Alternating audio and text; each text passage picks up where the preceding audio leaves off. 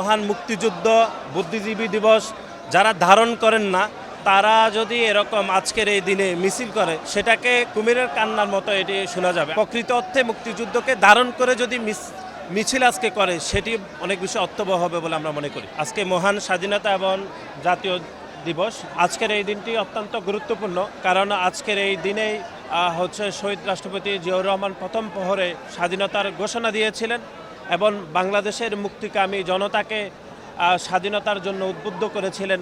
আমি মনে করি আজকের দিনটি গোটা বাঙালি জাতির জন্য অত্যন্ত গুরুত্বপূর্ণ আমরা বলে মনে করি। ২৬-এর একটি গণতান্ত্রিক নির্বাচনের মাধ্যমে স্বাধীনতার যে স্তম্ভগুলো, বিশেষ করে সাম্য, মানবিক মর্যাদা এবং যে গণতান্ত্রিক বাংলাদেশের আমরা স্বপ্ন দেখেছিলাম, আমরা মনে করি ২০২৬-এর জাতীয় নির্বাচনের মাধ্যমে আমরা সেটির কাঙ্ক্ষিত বাস্তবায়ন আমরা শুরু করতে পেরেছি বলে আমরা মনে করি।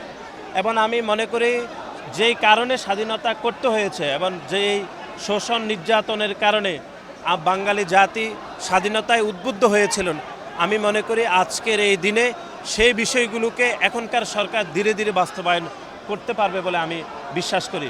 যারা স্বাধীনতা, সার্বভৌমত্ব এবং আমাদের মহান মুক্তিযুদ্ধ বুদ্ধিজীবী দিবস যারা ধারণ করেন না তারা যদি এরকম আজকের এই দিনে মিছিল করে সেটাকে কুমিরের কান্নার মতো এটি শোনা যাবে। আমি মনে করি এগুলো তাদের শিক্ষার্থীদেরকে এক ধরনের বিভ্রান্ত করা। বুদ্ধিজীবী দিবসে তাদের একজন জামাত ইসলামের একনিষ্ঠ কর্মী, চট্টগ্রাম বিশ্ববিদ্যালয়ের প্রো ভাইস চ্যান্সেলর, তারা যেভাবে বুদ্ধিজীবী দিবস সম্পর্কে অবমাননা বক্তব্য দিয়েছেন, তারপরে এরকম মিছিল করা, এগুলো আমরা মনে করছি লোক দেখানো।